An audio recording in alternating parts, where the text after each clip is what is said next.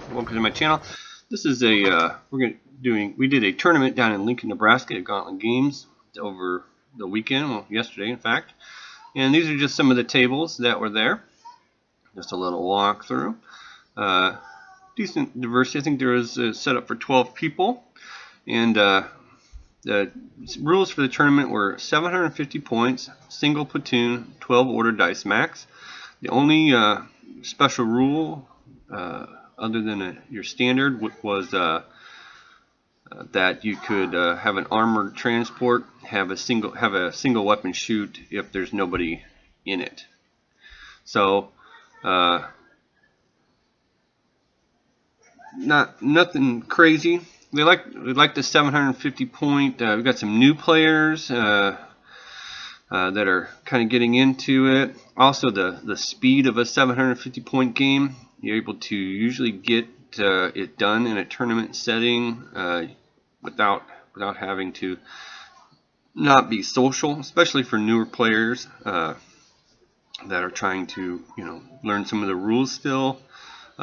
They may have the mechanics down, the basics down, but you know the players. They're just not sure what a certain thing does or what they need to hit, and it doesn't take too long. But over the course of an entire game, it adds a few minutes to it. So 750 points allows you to have a few toys and pretty standard type lists. So my first opponent, actually, there was one person who didn't make it. So that left us with an odd number, and the normal ringer army was behind schedule. So my first opponent is the ringer army, but he wasn't even planning to play today, and so with the miniatures that he had available, which were mostly just a few Germans, he put together a 750 point list, and he knows, and I know, and we know that it's not the optimal list, but it is the ringer list, and at least it's somebody to play against.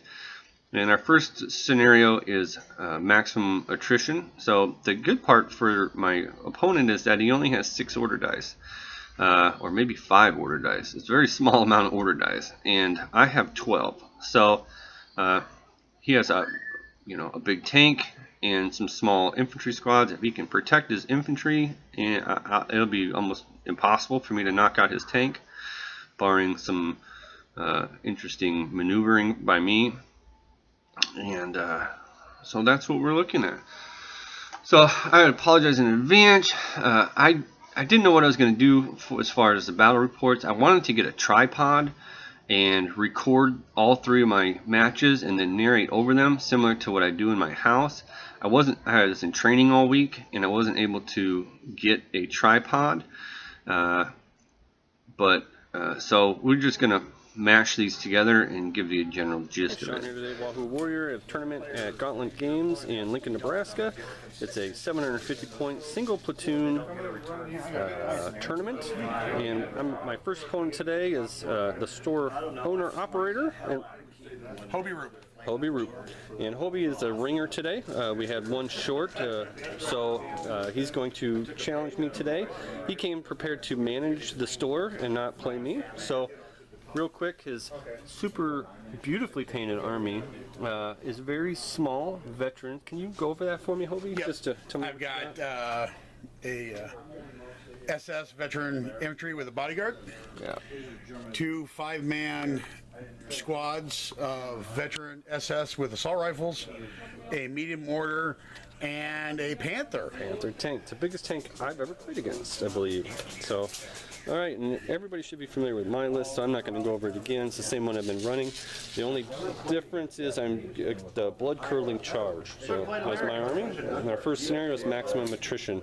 Looking at the scenario, or the tabletop real quick, the roads are roads. All the hedges are obstacles, whether they're hard cover or soft cover, depending.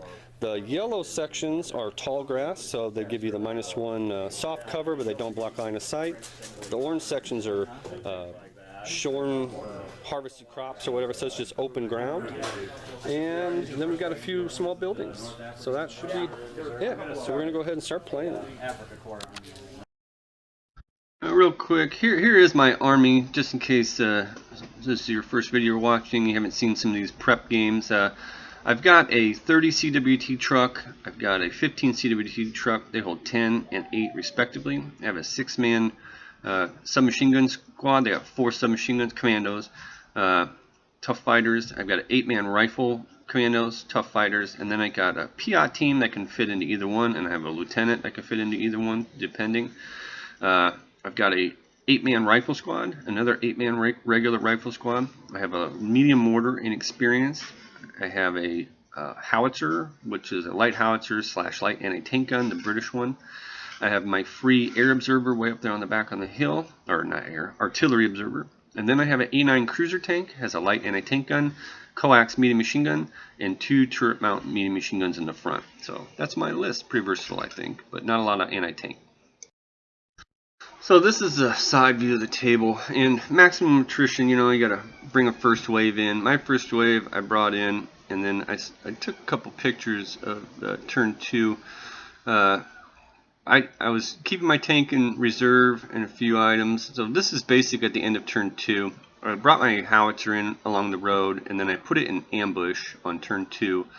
And then I had brought infantry in, on one on the right and the left. My mortar's on the far left, which in a really bad position, can't see much. He brings his tank in very conservatively on the road and fires at my, I fire my ambush at him, but I can't even hurt him. Panthers have a 10 front armor, and he's a veteran, so I couldn't even put any pins on him. So yeah, I need him to get a little closer in order to be able to even glance him, because my penetration goes down to 3 at long range. So that was kind of a wasted ambush, other than it kept him from driving really close, because I actually rolled a 6, and then I realized he had 10 front armor, and I was like, oh man. But yeah, other than that, he's got his infantry coming up in the middle, and then I start to consolidate, because it's basically in a turn 2. I've got one regular squad that advanced across the river there. There's a stone wall I'm going to try to get to there. I've got my commandos in this truck here, and my other truck failed to come on from reserve, failed to roll. So this is the one with the submachine guns in it. And yeah, so you know, I really got to hide from his Panther tank. There's not really anything I can do to it unless it's short range. I've got a light anti-tank gun. I do have a PI team in that little truck, so I'm hoping to, you know, be able to drive close, jump out, and maybe fire a shot at him, and then if I can really get lucky, glance him or just cause some pins or whatnot. I do have an artillery barrage that I've called in, and I called it in, and it came in on all his on his mortar, and his regular squad, and I was able to put some pins on them. So they've got like 3 pins on them, 2 or 3 pins. Here's I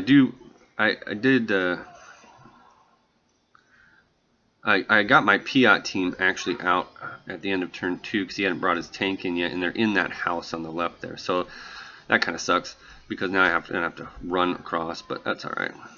That's just a view from the side there. That's where he's got a infantry squad there. I was able to come in with my tank and fire all my machine guns because I could see a guy, but he had hard cover movement, long range. I needed 7, so I didn't do any damage to those guys on the left.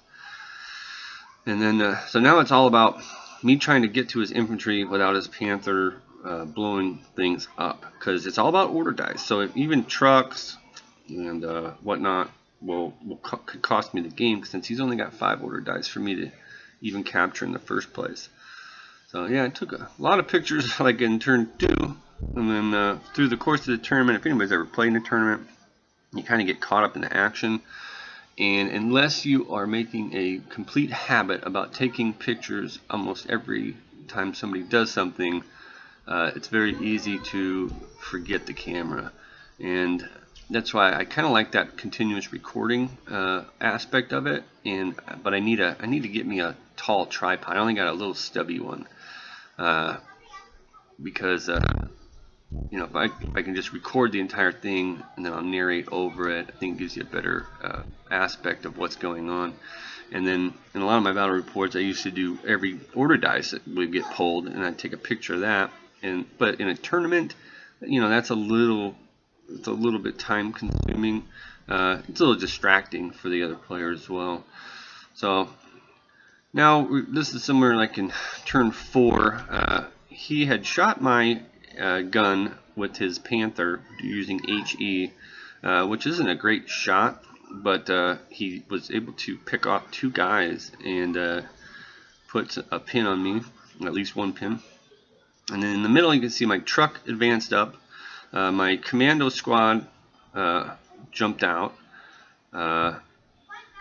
and my other truck came up here. My rifle commandos hopped out there. My tank drove up in the middle and fired all its machine guns at that squad on the left.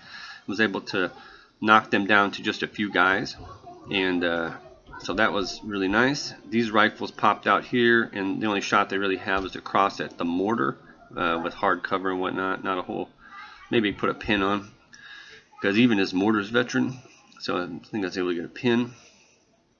And then these are my brave commandos. They hop out and hit that squad with, this is my submachine gun squad, and they actually hit quite a few shots, and was able to pick off, because that was a 5-man squad and his lieutenant, and so I was able to kill between some combination of fire with my rifle squad behind the wall on the far back here on the edge of the field, and my submachine guns. I got that squad down to 2 guys, and his lieutenant's right up there. His Panther went ahead and shot my truck, needing like a 3 and anything but a 1 to kill it. He blew that apart, and see, there's where he's got the 3 guys left there with, I think, 2 pins on him. And so I'm creeping up on them with my rifle commandos, and my tank was able to put some hits on them. And so yeah, he's got 1 order dice, so he's winning the game because he's killed the tank. But I'm getting my guys in a position to hopefully sweep some infantry. Here, this is around turn 5-ish, and things kind of change. He's presented a flank to my gun, so I can actually hit him or hurt him, but I'm failing my activation checks. I had run my lieutenant over, so I failed 3 activation checks in a row with like 1 pin on me. And but in the middle, it's getting pretty brutal. Good for me, brutal. So this is like turn 5 where I'm running away from the Panther. So basically what happened was my submachine gun guys assault his squad, was able to kill it. Consolidated only an inch, so they couldn't go very far. He's been spraying them with machine guns from the Panther. His mortar basically runs away from my submachine gun unit. My rifle squad had advanced closer on the right, and I also had run my Piat team across the field to that wall. And this is turn 6 basically. So then my submachine gun guys had killed his lieutenant, because I way out order diced him, and so after they killed his lieutenant, they just basically got up against his wall so they could get some cover from the machine guns. His mortar had run all the way to the left, and my rifle squad was able to finish off that 1 squad of his, and then went ahead and took care of the mortar as well by just shooting. These guys had thrown some shots down range, advanced, and then they come back over the wall to just hide from the Panther. I'm just trying to protect my order dice at this point. And there's not a lot for Hobie to do.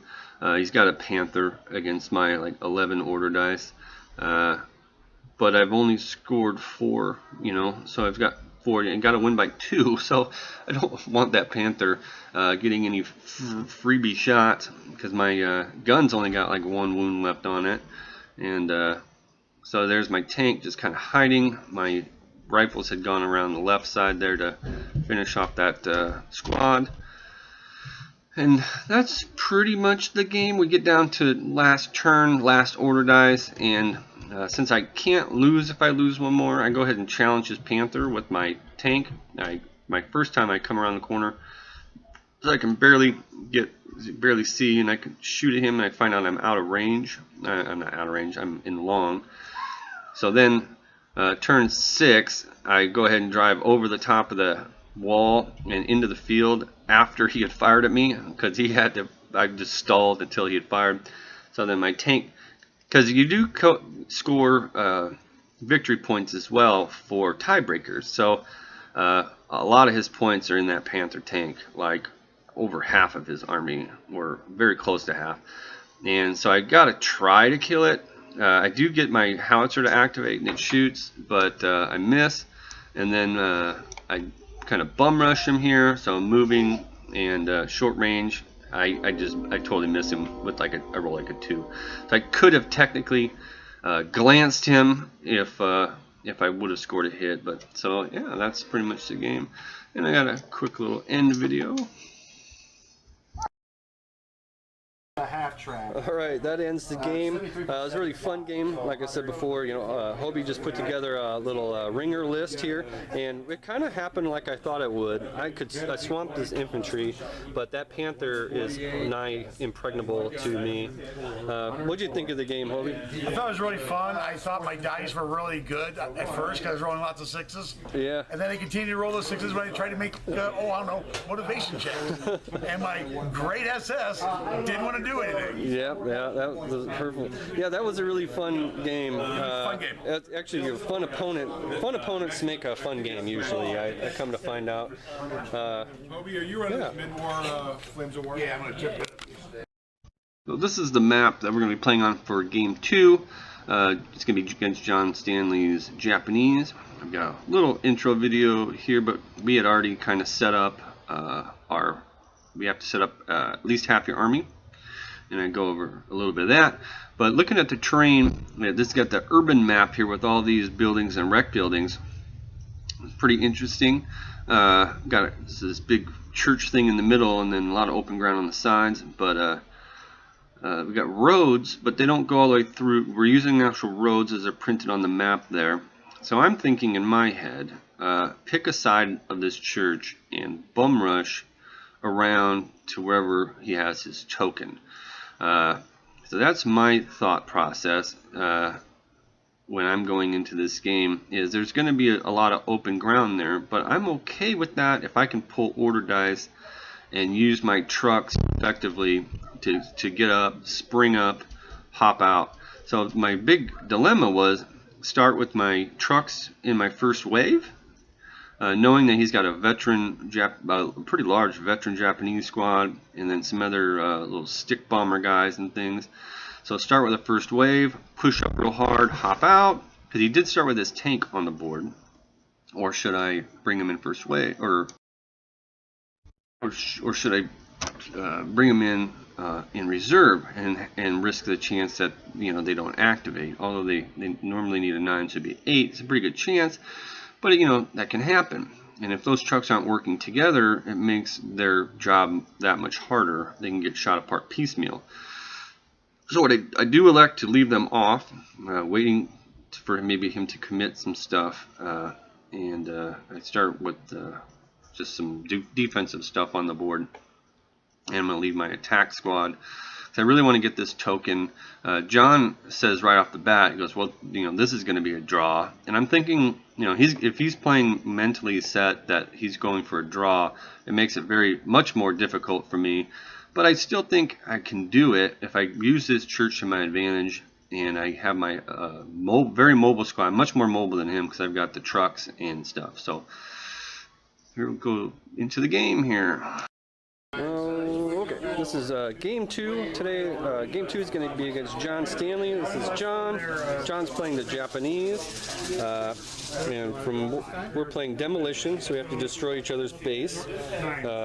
He's got a bunch of Japanese regulars on the board here. This is a spotter. That's a spotter. 2 for the mortar, and that's a medium mortar. Medium. And then that tank is a medium tank with a light howitzer. He's got another squad over there. He's got some reserves. I've got got my howitzer here, infantry squad. Here's my token, infantry squad, and a mortar. And I have my reserver for artillery over there. And then I got these guys left in reserve. So we're going to start turn 1. We'll see how it goes. So these are kind of deployment pictures, but I'll also talk about what happened in turn 1. My light howitzer over here, he's got a squad in the center he's got his token right in the middle. So my light howitzer, I fire it indirectly as opposed to direct fire, because I want to try to zero in, and I'm able to score a hit on his squad in the little ruined building, but I don't do much in the way of damage, but at least I'm zeroed in. I've got a regular squad in that rubble there to protect the token in future turns. I put this squad out in the open because he's out of range of rifles, and I want him to, he's already committed his tank, you'll see in a little bit, to the side there. So I'm just putting them out there because I want to run them across to push them up. So for turn 2, when the trucks start coming, I've got another squad helping with the assault.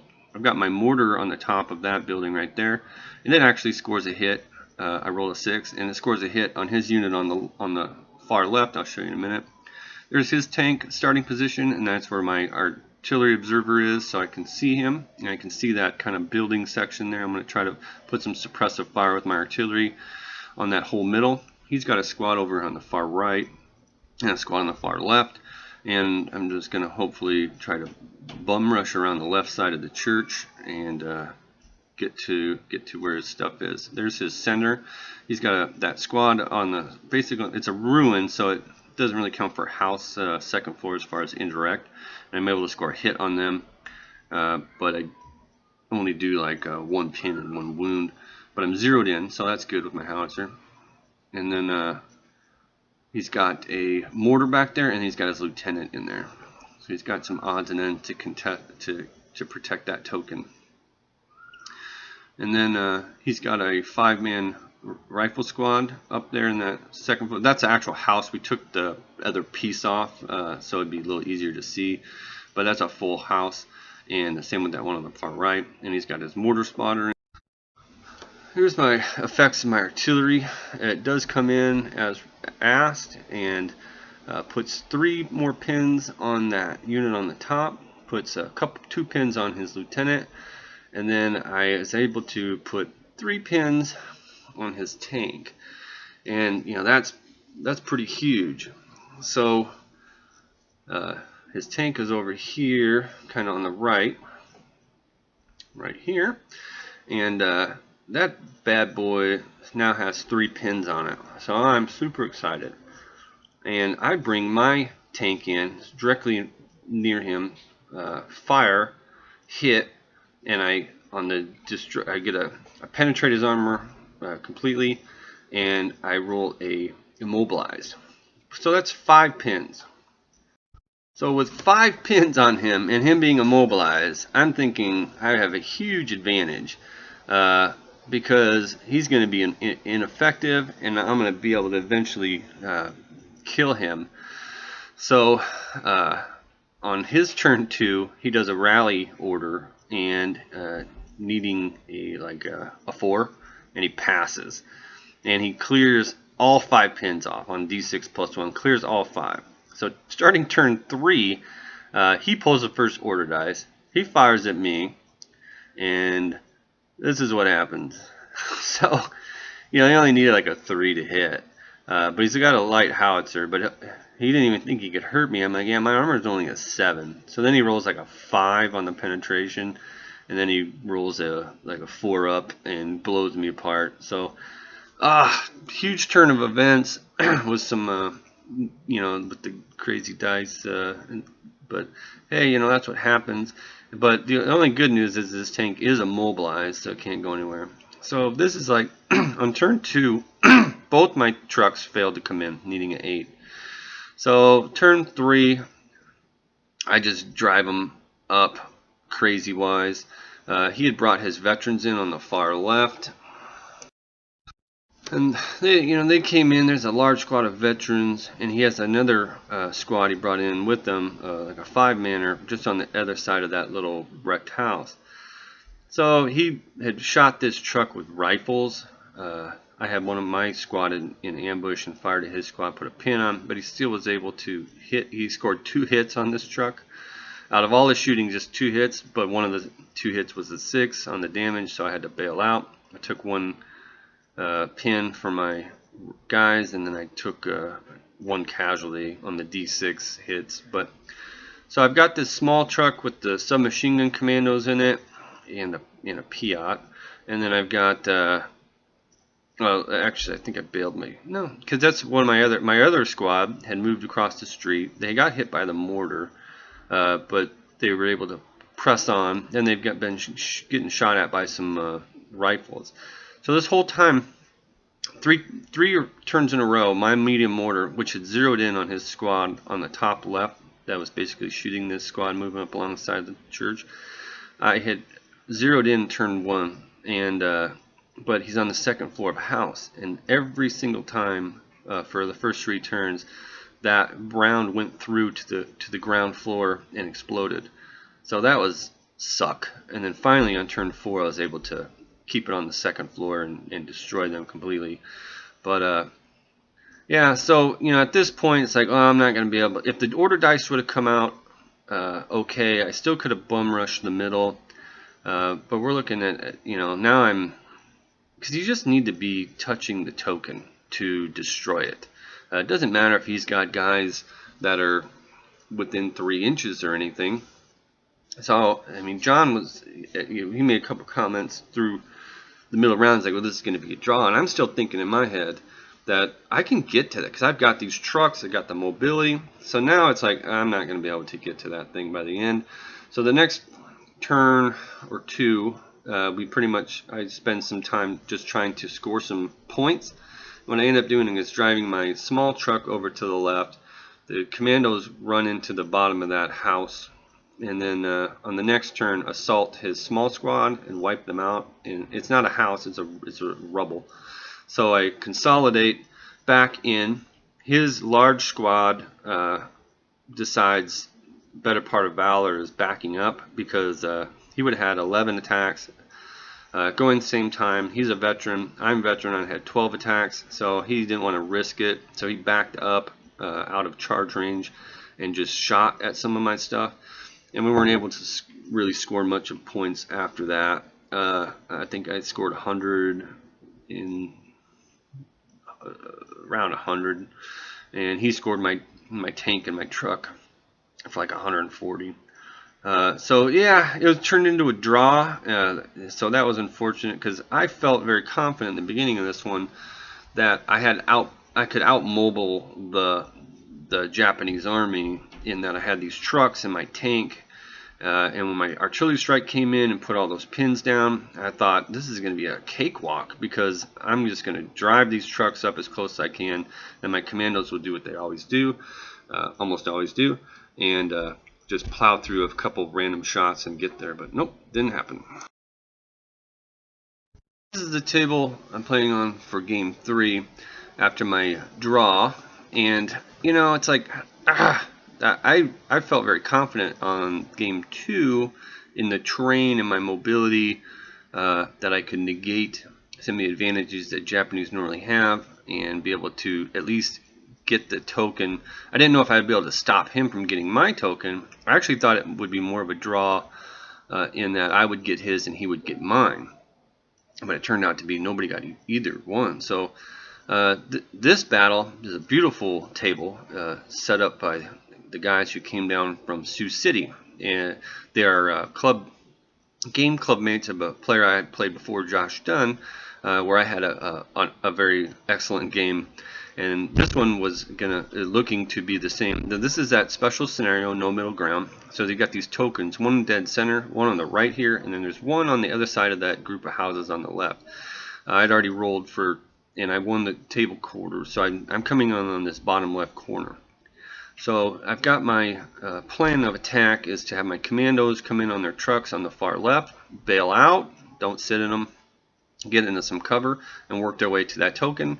And then on the right, I'm just going to try to, with my tank and my 2 regular infantry squads, hold that token with my howitzer as fire support. And that's my plan. I played this scenario 3 times. My opponents played it 1 time, and but his army list, and we go over it here in a video. It's very well balanced. It's an excellent army choice, very similar to kind of what I'm doing, minus the truck portion. But yeah, we'll go over that here, and then we'll get back to discussing it. This is game 3, and I'm going to be facing Rich, right? Rich is from Sioux City, came down to play. What do you got for an army, Rich? I don't even know what nationality you are. American, okay. Can you go over your list real quick for me? I got 2 Jeeps with MMGs. Got it. Bazooka team, 2nd lieutenant with extra man, 2 units of Rangers, the Green Panther Rangers. Okay. Each have a bar, I believe. Yes. And then 3 units of regulars. Everything's a regular except the Rangers. Okay. 2 bars in each of those. So if Rangers... Chafing. Okay. So since this is a first wave scenario, your Rangers could also come in on their bonus move within this deployment zone, right? On this one, I'm not real clear, because if they're not on the table, I'm not sure if they can actually do that move or not. But what I've read subsequently is if there's a first wave, then they can be a part of the first wave, but move the bonus at the beginning, and then they get to go. And then they get to go again. Correct. Right. Okay. So I've been playing that wrong then. So a lot of people have, and we have hardly used Rangers. Alan has a few Rangers, but then I was reading. It kind of eliminates the rule on a lot of That's scenarios. almost every scenario. Yeah. So if there's a first wave, then you get to use it as part of the first wave. As long as I choose to bring them in first wave, Correct. they have to do that, right? Okay. Well, they don't have to. It's your choice. Yeah, that makes sense. That's where you get the bonus, because then you can bonus on, and then do a normal activation. Right. Okay. All right. That works better than I like that. All right. This should be fun. Just an overview again of the board, and this is the table corner I'm coming in on. So we don't really take any pictures turn 1 at the end of turn 1. First waves come in. My commandos come in on the left and push up on the other side of the brick and then jump out in various locations. One's kind of exposed if he brings something in on the left, and that makes me a little nervous. But I've got 2 squads of commandos there, and then he brings his tank in, and then his Rangers get the bonus in because he put them in the first wave, and then they move, and they're roughly around that river and coming across that river towards the center for one, and the other one's up by that wrecked house. I do have a kind of a picture of that, but I had brought my artillery in so it could hit both Ranger units, and it fails to come in. It's delayed, so it's delayed, and then I move it back. So basically, here's the end of turn 2, and wow, see, we got all this going on. So his Rangers had bonused in and then advanced. That's a Ranger on those 2. There's a couple, or no, this one here close is Rangers, and there's Rangers on the road there. And then he's got a regular squad on the left that had come in on his longboard edge from reserve. And then he's got a Jeep on the far right there. His lieutenant's behind the little sandbags there. And then his Chafee had come in on first wave up to the right. And then now it turns, and it ran in first turn. And then it advanced across and up onto this bridge. I've got my light howitzer, light anti-tank gun back here. I got a picture of, but so that's his intended target, and I've got a gun shield, but he's got that D6HE on that sucker with that 75mm. So it's like, ooh, that's bad. I'm not really have any cover from this shot. So I really need that howitzer to help provide some just delay and keep him from just moving wherever he wants. At this point, I can see that center token is out of play basically for me, and that's okay as long as I hold the left and the right one. He didn't really commit much in the way of going after the one on the left, so it looks like his plan is going to be center in my right one, his left, and so yeah, it's going to be very interesting. So looking at the kind of more back a little bit, you can see I've brought a regular squad in up behind that ruined house. They've already taken a pin from I believe that medium machine gun Jeep or something, but they're in good shape. Having a pin on sucks because you never know if you're going to fail a check, but I've got one pin on. He's brought a regular squad in from his longboard edge up there on the far right. If you look way back there, they're coming across. And you got that Ranger up close already in that on the road behind that shrub. here's my light howitzer, and he comes up and he shoots it and he hits it, and he rolls like I can't remember how many hits, but it's at +2, and so he's killing me on a 4 because gun shield still provides cover to HE direct fire from the front according to the FAQ. So but he kills everybody, or he doesn't kill a single person on this shot. But I believe he put 2 pins on me, at least 1 pin, but I think 2 pins. So that was huge that I survived that, because I'm still now a threat to him. The other thing we discussed was Recce. In Sioux City, they play kind of they play similar to Season 3. That if something has activated, had an activation dice on them, they couldn't Recce, but that's not correct. As long as it's not down, it can still Recce. So that doesn't really come into play too much in this game. Well, actually it does. It does come into play, and I'll kind of get into that. I don't know if I have pictures of it, but so yeah, he can still Recce, but there's not a lot of places for him to Recce to. And so on the right hand side, one of the last things I brought in was my tank, my A9 cruiser tank, and the road didn't go all the way through, and it's curved anyway, so it'd be difficult to do a lot of turns around it. So I come in to a point basically right in here, and I've got a shot on his tank, and there's nowhere really for him to Recce. At this point he's got hard cover because the traces across this broken down house. So I need a 6 to hit, and I got to take the shot. He's got nowhere to really. He's got to Recce backwards. He's got really anywhere he would go would actually be a better shot for me. Other than he can maybe put it on his side as opposed to the rear. He takes the gamble, and that the 6 is better than the 5 to hit, and because the armor would kind of be not a big deal. And I missed with my anti-tank shot, which needing a 6. So that. It's like, oh, darn it. But, there's a pucker factor when you're getting shot at like that. And my machine guns spray a couple different things. And with not a whole lot of... when you're not pounding something with all 3 medium machine guns, you're basically just putting pins.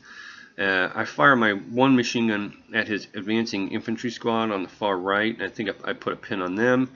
And then I spray my other machine gun at his Jeep. And I'm able to put a pin on the Jeep as well, but don't kill anything.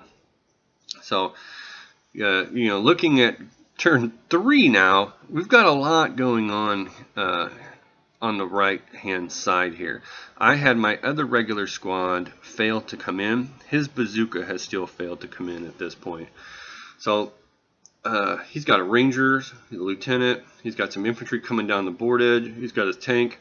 I need more over here, and I need at least another regular squad, and they didn't come in.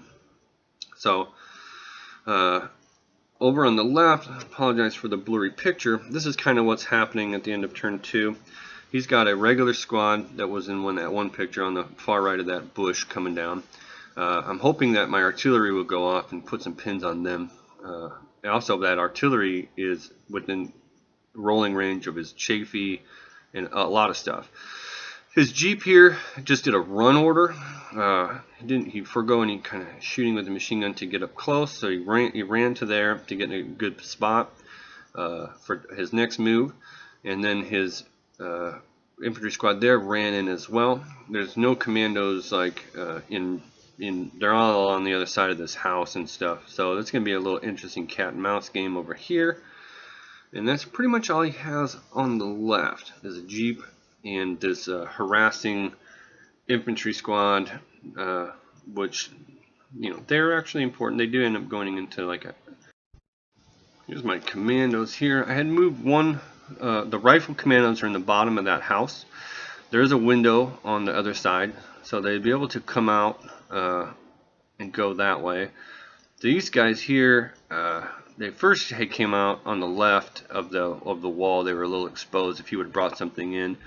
So now I'm kind of shifting them, advance over that wall and get to here. My Piat doesn't know what to do. It first popped out up there farther down away, Now it's coming down here, and then what I should have done was got back in the truck and drove down the road like a demon and hop out and try to suicide Piat run at that Chafee. But it's hard to kind of get back in a vehicle and get going, but that's what I should have done like on turn 2, just got back in, or not ever got out, and then dropped off the commandos and then gone down the road like a nut job and try to get to his Chafee. And at least it would make him deal with the suicide truck and a Piat team.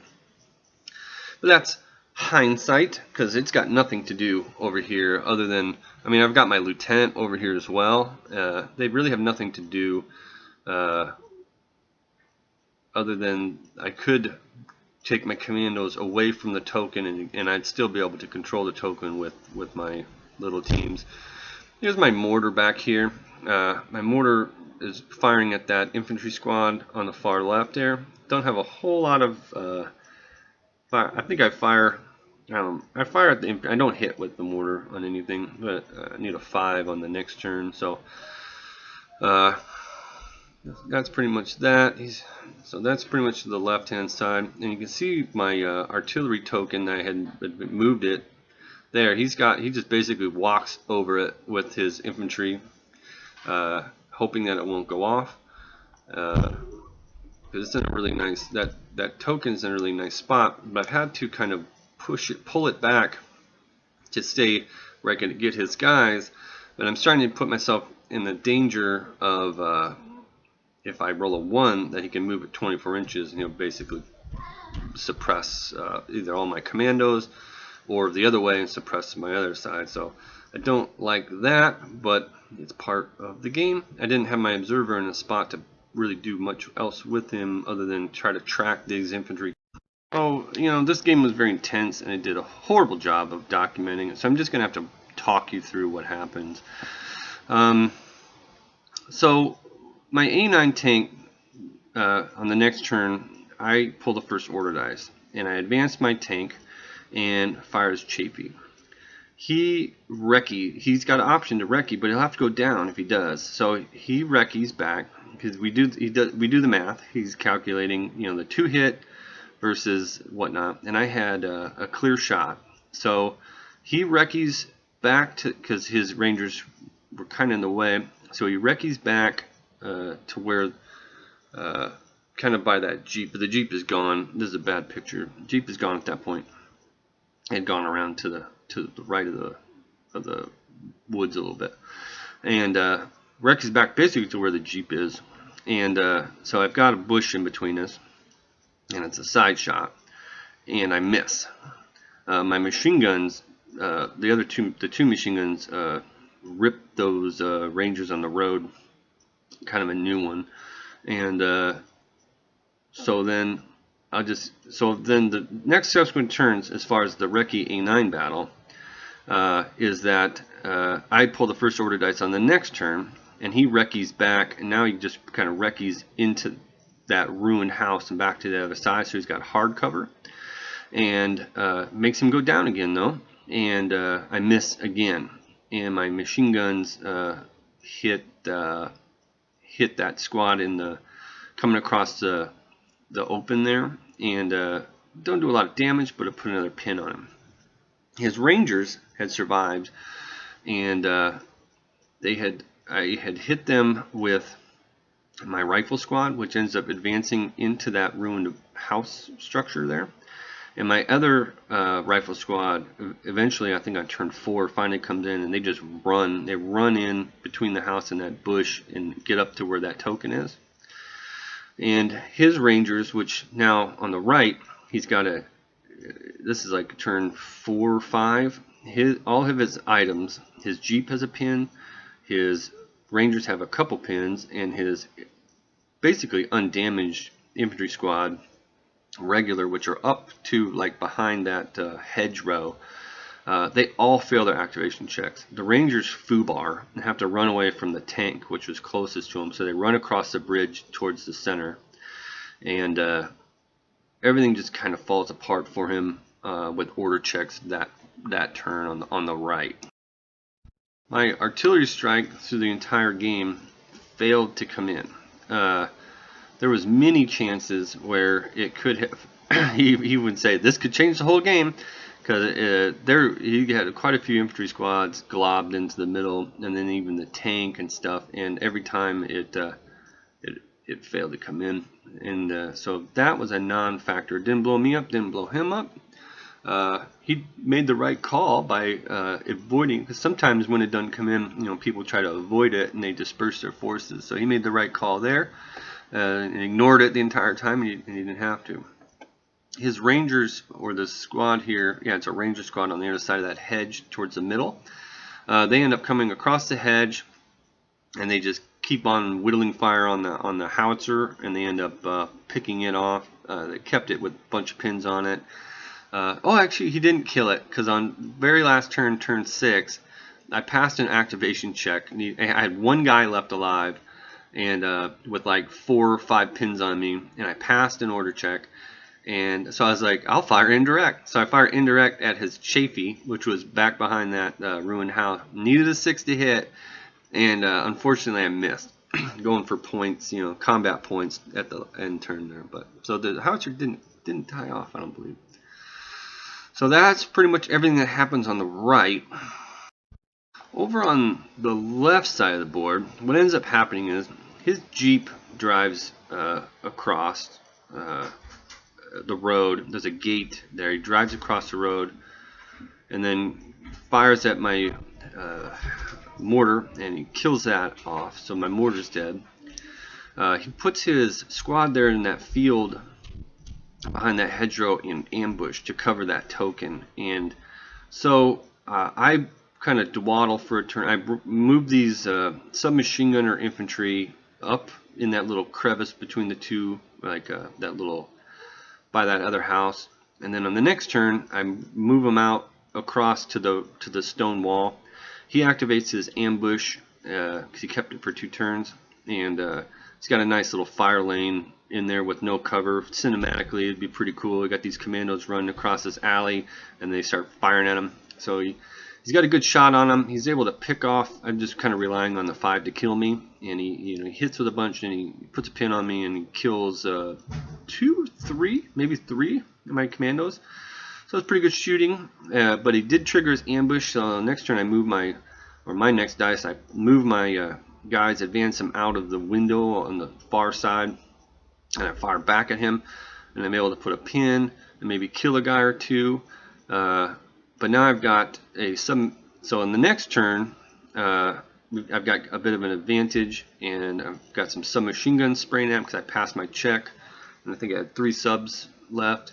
Get a pin on him again, and maybe kill a guy. Then my rifles fire, and they put a pin on him, and maybe kill a guy. But now he's got like 3 pins on him real quickly, and but his Jeep was right in front of my artillery observer, and I needed a point blank shot and shoot my pistol out the window, and he forgot the guy was there, and that was pretty funny. But so I hit him and put a pin on, but don't kill him. And on the next turn, he fires his medium machine gun at me. He doesn't even move. As far as his medium machine gun at my commandos that were behind that stone wall at that point, and he's able to kill a guy. But I don't break. I don't fail my check. And I shoot him again with my pistol on the last turn of the game.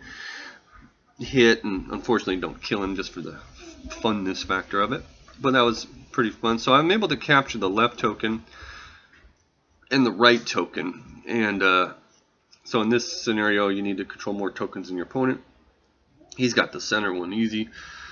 So it was actually a really good game against a really good opponent. He was doing everything correct, and he had a great army mix to deal kind of the same thing I was doing. Some veteran, some regular, some support stuff. Basically what won me the game, I think, in my opinion, is me pulling my order dice first on those pivotal turns 3 and 4. I was able to make him choose to recce his tank, because his tank would have killed my tank. And the order dice helped me out huge in that it kept his thing back. So yeah, super game. I'm looking forward to going to Sioux City and playing these guys. The other player who came down from Sioux City, the gentleman back there in the maroon T-shirt, he was playing against Alan game 1, and he's got a like 6 order dice veteran German list with a Puma, and he ended up winning the whole thing. He won all 3 matches. So he won all 3 matches and won the entire thing. And darn it, I forget. Don't have his name, but maybe he'll comment on here. And it was his first tournament that he's gone to. He's a new bolt action player, according to talking to the guys for a little bit. And so, hey, new player. This is what he first got in his set to get started. Got it painted up, and he came and won his first tournament that he ever played in. So good for him. Congratulations. I could tell that these Sioux City guys are playing Josh and playing my match there. That these guys are fun, very fun to play with. They're competitive, yet great sportsmen, and yeah, kudos to them. Everybody at this thing was pretty fun. So as far as the end results, I told you who won. Second place came down to me and John Stanley, the Japanese player. John Stanley, who I thought, that's the game I thought I could win, but what ended up happening in my third game, he killed my mortar, and I killed nothing. I got 0 points dead, but I won the scenario. And so we didn't kill anybody, finish off anybody's anything. So that hurt me in the tiebreakers. Two of John Stanley's opponents apparently conceded. I don't like when people concede in a tournament type event. Yeah, I mean, if you're losing and there's no way for you to win and it's turn 5, just pull the order dice and go down, if anything. But when you concede, it gives the guy it gives him not only the win, but it gives him all 750 combat points for the tiebreaker. So he had 1,500 points in tiebreaker just from that alone, and I didn't kill much anyway, but still, it's like, why go to a tournament and concede? I can understand. It's like, oh, it's over. You know, I'm gonna go grab a burger early. But so John Stanley, congratulations to him for getting second place with the Japanese, and then I ended up in third place because of the tiebreaker points with my British. So first place went to Germans, second to Japanese, and third to my British. I had a great time. It was a very fun game. I thought for a quick little tournament that all the tables looked really good. I think all the opponents had a good time. Didn't hear anybody bitching and moaning. There are a couple new players learning. Some fully paint. We didn't do any paint score type of thing. And Alan, if you're familiar with my videos, Alan had a win, a loss, and maybe another loss. But I know he got a win, and I know he had a good time. Everybody played against, he had a really good time as well. And so hopefully in the future for these type of events, I'll have a tripod and I can do the entire battle report. I think you get a lot more out of it. I get a lot out of doing battle reports that way.